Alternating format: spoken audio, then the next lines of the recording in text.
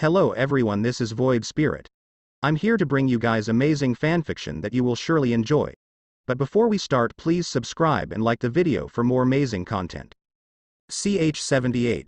The Conqueror of Flames. The flames of war engulf the surroundings, bombs dropping from the sky, and people screaming and running for their life. One of those who tried to flee was a young girl with black hair. She run, her family had long died. She was the only one that remained. She tried her hardest to save her life, but no matter where she go, the flames of war followed her. Her body was suddenly engulfed in flames. She felt that her body was burning. She thought that it was her end, so she just closed her eyes and accept her fate. But her death didn't come, so she opened her eyes once more. When she opened her eyes, she was in a dark place. She looked around, and there she saw a man with long blonde hair. Behind him was another man with red hair that looks like fire. She felt relieved that she have survived. She wanted to thank the man, but the man spoke with a disappointed tone. Another failed summons. You will die in a few years, so I will give you this. The man then gives her the flame giant, Ifrit, and superior fire spirit. The young girl didn't understand what was going on, but as time passed by she learned that she was summoned to another world. She made a friend, but the friend that she had was killed by her own hands, not because she wanted to, but because of the spirit inside her that used her body to kill her. After that incident, she and the fire spirit started to battle out their control over her body. As time passed by, she had grown into a fine woman. She was held as a hero. Some even called her the Conqueror of Flame because of her mastery over the fire. Others thought that her power was a blessing, but for the girl herself it was nothing but a course that one day will end her own life. Even when she knows that the spirit inside her will one day lead to her own death, but she continues to help others using the power of the spirit. She even has two students. One became a guild master, the other became a holy knight.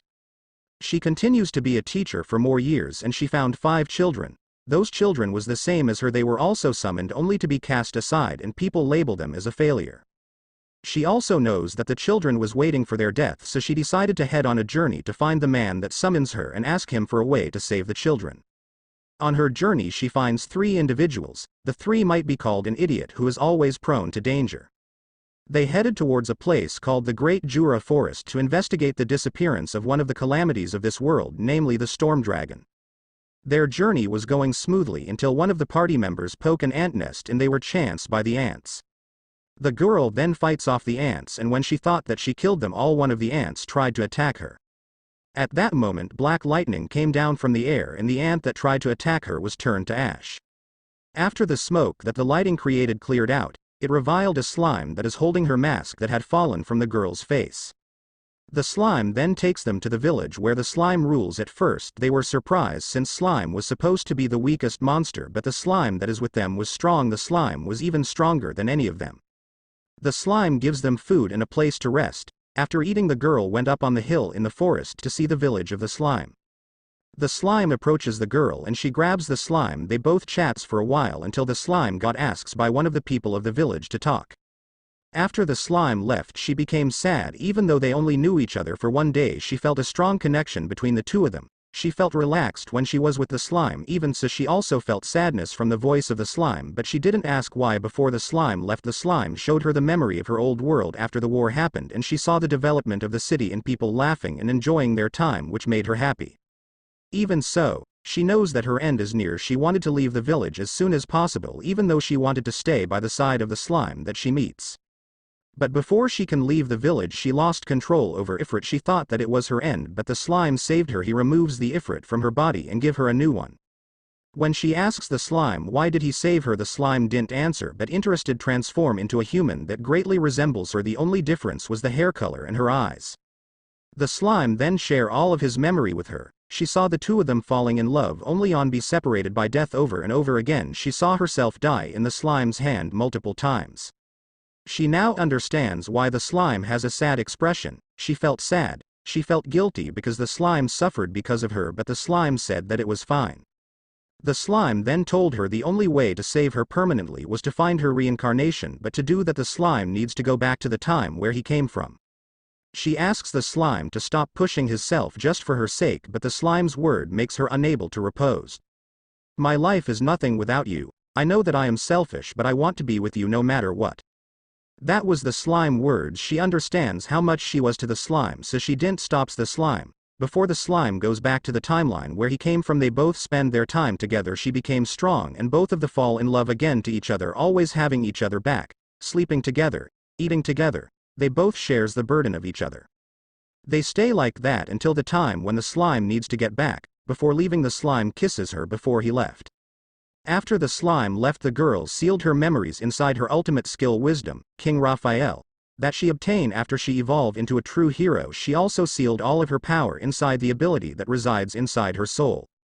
Those abilities will awaken once all of the requirements were met.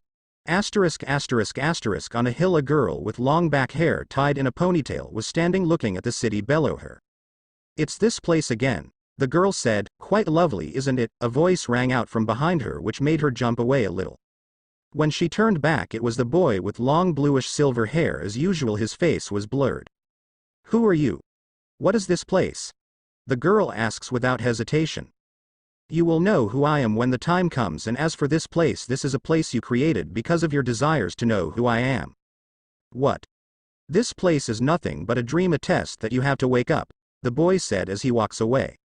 She tried to run towards the boy, but she can't get close to him. Then her vision became dark, and once she opened her eyes again, she was in a place that she was familiar with. It was her room. She slowly gets up and gets ready to go to school. When she head down to their house kitchen, she saw her father and mother and a boy who she knows very well. He was her childhood friend, but she was confused. Why is her friend here? "Why are you here?" she asks. "Why is it wrong to pick up my girlfriend at her house when going to school?" the boy replied with a confused look. She instantly turned red because of what the boy said, but she immediately brushed it off. "You two really are a great match for each other," her mother said. "Yes, you are right, dear, it's a match made from heaven," her father agreed with her mother's words. The two turned red, but they can deny it since they always get along. As time passed by, the girl feels like this was an ideal world, but at that moment she remembers the words of the man in the hill in her dream. "This is just a dream, a test that you have to wake up," she said to her mane. She then remembered all of the things that she had been through. She remembers that they were summoned to another world to fight in a war. She then looks at the place that she was in now. It was a perfect world. She then immediately realizes that this was what the man mean by a test. "Ha, so this is a test. Huh. I get it, this was my greatest desire. I'm ready to wake up now. I can't stay in this dream world forever," she said as her vision slowly faded. When she opened her eyes again, she was in a capsule-like container. She then breaks the glass. She get herself out. "You're finally awake, Shizuku-chan," a voice rang out of the darkroom. When she looked where the voice came from, she saw the boy that she had feelings for. The boy then helps her get up and even check if she had any injury. "Thank you for helping me, Rimuru-kun," she said. "Anything for you, Shizuku-chan," Rimuru replied with a smile on his face. Shizu saw his smile turned red. "Are you the first one to get out?" Shizuku asks Rimuru. "No, I was with them," Rimuru replied, and there she saw Rimuru's fiancée, namely Chloe, Sakura, Akame and Seal sitting on the floor with a blanket. They were eating and enjoying their self. "Come to Shizuku-chan, let's eat while we wait for the others to wake up," Rimuru said, and look at the others who were still sleeping in their capsule. "Right," Shizuku replied. Rimuru and Shizuku then went to join the others, and Shizuku asked them how did they finish the trial so fast. Rimuru just gives her a reason, and they immediately realize that it was nothing but a dream. In reality, Rimuru and the others didn't get affected by mind manipulation since they had mental attack resistance in the form of magic that is used to trap people in dreams was also a form of mental attack, so it doesn't work on people with a strong mind and have resistance against it. Ch 79. Ideal world. The chirping of the birds and the sunlight breaking through the curtains signaled that morning had come. In a room, a young boy can be seen sleeping peacefully until a voice called out to him. "Hajime, wake up, stop sleeping again. Wake up quickly." A familiar voice echoed from downstairs. The voice of a mother asking her child to wake up. The owner of the room, Hajime, clearly heard the voice while he was still half asleep, half awake. But he didn't respond to the call. "It's not good. It's the same every morning. Why can't you wake up early like your brother? I'm sorry, can I mind you today too?" His mother's voice sounded again downstairs. It reached Hajime's ears because the voice was quite loud to let him hear, even though it was on the other side of the door.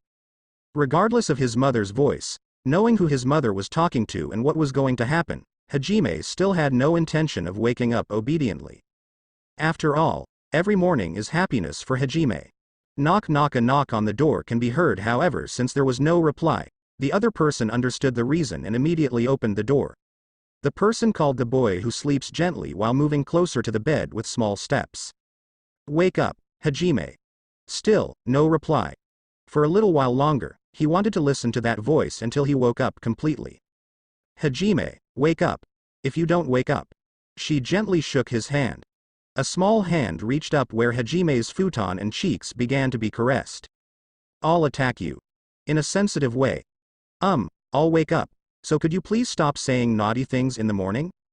He immediately jumped up after feeling a chill down his spine, and the futon drifted to the side. Good morning, you. Good morning, Hajime. Hajime smiled for a moment at his boundless love and enjoyed the first happiness of the day. Hajime was walking to school while yawning. Yu was on his right and his brother was on his left, who was busy talking to Shizuku, who was his brother's childhood friend. Yu looked up at him. This figure could only be called cute. Hajime looked at Yu while they were walking side by side and tried to restrain himself. Well, go first to school, Hajime said by Rimuru as he ran towards the school together with Shizuku. Ah, sure, I'll see you both in school, Hajime said while waving his hand. After Rimuru and Shizuku left, Yu turned her head towards Hajime and spoke to him. Yu was wearing Hajime's high school blazer. Her short skirt swayed slightly as she was walking backwards. Again, staying up late. I was helping with the chores with brother that father told us to do. It was dawn before we noticed. It's fine if you're enthusiastic, but take care of yourself. Please don't overdo it. I'll be careful. Hajime and Yu had a gentle conversation. They create a sweet atmosphere. It's been a while since Yu became Hajime's lover, but the infatuation between them hasn't diminished one bit. With Yu near Hajime, she lived in his house and the transfer to his school was handled very quickly. Suddenly, a beautiful blonde girl became Hajime's lover and everything became noisy from the very beginning. After all, Hajime is a true otaku, spending most of his time helping his father, who runs a game company. Everyone can't imagine Hajime having such a beautiful lover. He was even sometimes compared to his brother, who excelled in anything. His mother is suspicious and alarmed because she thinks it's hypnosis, and his father thinks he has the ability to turn illusions into reality. Even at the school, after the news that Yu was Hajime's lover spread, it became a hot topic for the whole school. Then it went without saying that the boys were jealous of Hajime. Yu, like usual, was waging war on some girls for some reason. Such things continued for several months. It has only recently subsided and their school life has quieted down a bit. Therefore, since they have weathered the storm, now they can take a leisurely walk together to school. Hajime, while looking at Yu and her blonde hair that was reflecting the sunlight and shining brightly, tried to recall how they met. By chance, he saved Yu, who was being blocked by a group of thugs desperately fighting, and somehow he defeated them and saved her. His face heated up as he remembered her kiss on his neck as a token of gratitude. After that, they became a couple very quickly. However, even though I'm an otaku, I can still defeat them. Humans can manage when they're desperate, right? Hajime smiled wryly, remembering his reckless action, but somehow felt uncomfortable. Come to think of it, where did I meet you? Why am I there? Yu was a foreigner and was working as an international student in residence. That meant he had met her abroad. Hajime himself remembered meeting Yu overseas. But, where is that place? He was uncertain and his thoughts became hazy. As soon as he realized that, those doubts were like a pile of books pouring down from the shelf in his memory. Uncertainty and doubt welled up inside Hajime little by little. Hajime. Yuwa. What? Why are you shouting all of a sudden? You're me. The normal Yu never raised her voice like that when communicating at school. Hajime's heart almost jumped out and he returned to reality from the vortex of thoughts. After that, Hajime looked at Yu, who had a troubled expression over something. Because you ignored me many times when I called you. Eh? Really? Sorry. I was thinking for a moment. Yu turned her face away in a bad mood. She was sulking and Hajime's eyebrows formed a V at that moment. Hajime's doubts disappeared completely. Yu showed a mischievous smile and Hajime repeatedly apologized. She didn't sulk at all, she just wanted Hajime to take care of her. She is happy because her plan was successful. To that Yu, Hajime's eyebrows formed V again.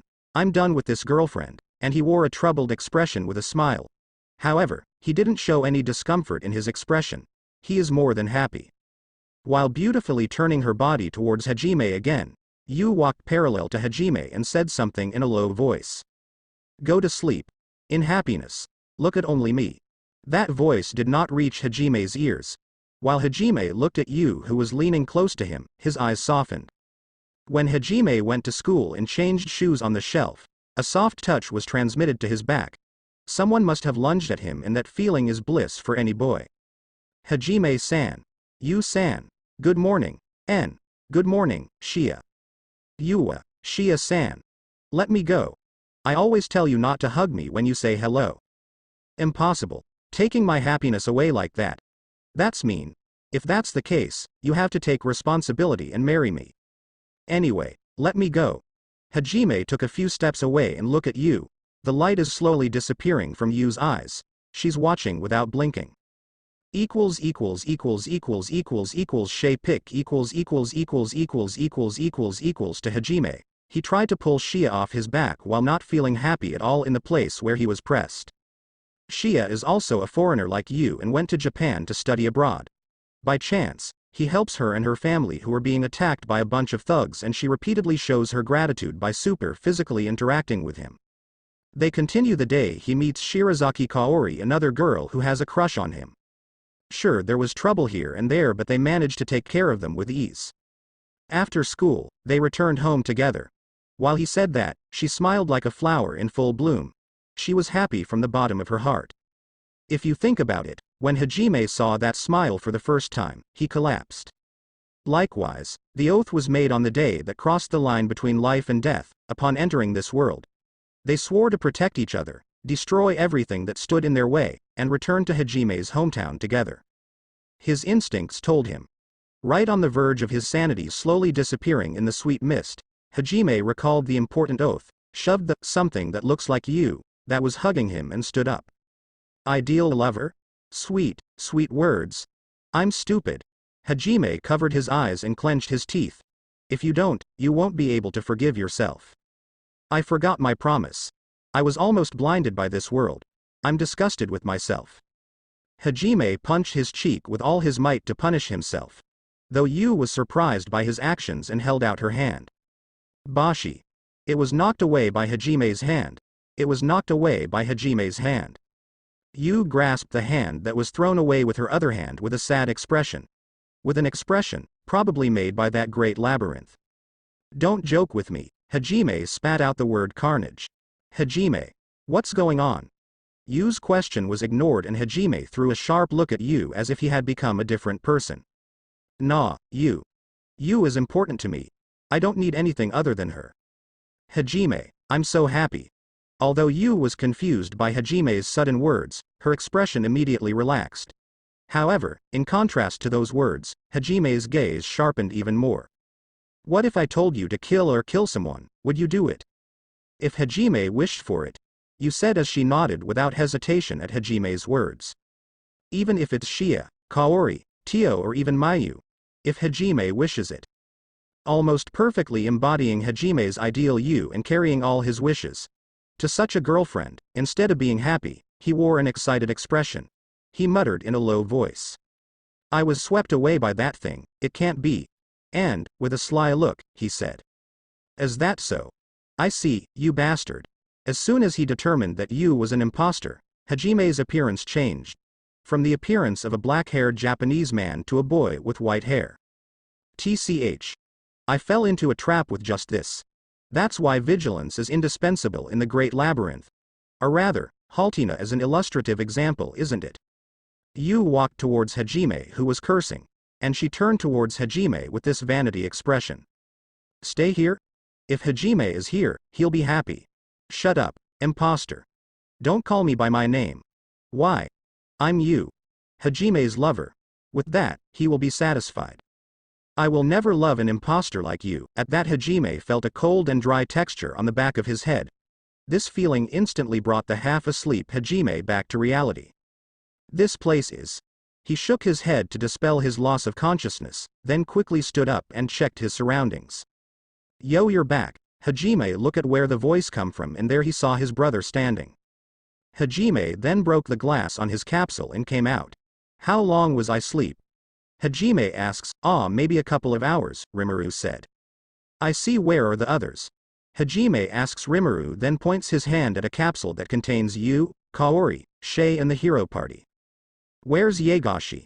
Hajime asks. She's over there, Rimuru replied. When Hajime turned around, he saw Rimuru's fiancé and Shizuku talking to each other. She was the first one to come out after us, Rimuru said. I see, but why are you here? Hajime asks his brother. They kicked me out, I don't know what, but they didn't want me to listen to their conversation, Rimuru replied while scratching the back of his head. Any way should I free them? Hajime asks. Don't, let's wait for a few more hours, they have to overcome this since it's one of the challenges of the labyrinth, Rimuru replied. I see. What do you think about this labyrinth? Honestly, I don't like it a single bit, it targets our greatest desires, Rimuru replied. The two brothers continue to have their conversation about the labyrinth, and after a few hours, Yu was the first to wake up, followed by Shay and Kaori. They wait for Kuki and the others, but they didn't wake up, so Rimuru and Hajime decided to break their capsule and forcefully wake the three up. Kaori? Shizuku. Is this here? But, you and I are. Where is this place? I think I'm. No way. The three of them suddenly woke up, as if they hadn't slept in the first place. Since they suddenly woke up from that satisfying dream and found themselves in a dark cave, it seemed their senses were in turmoil.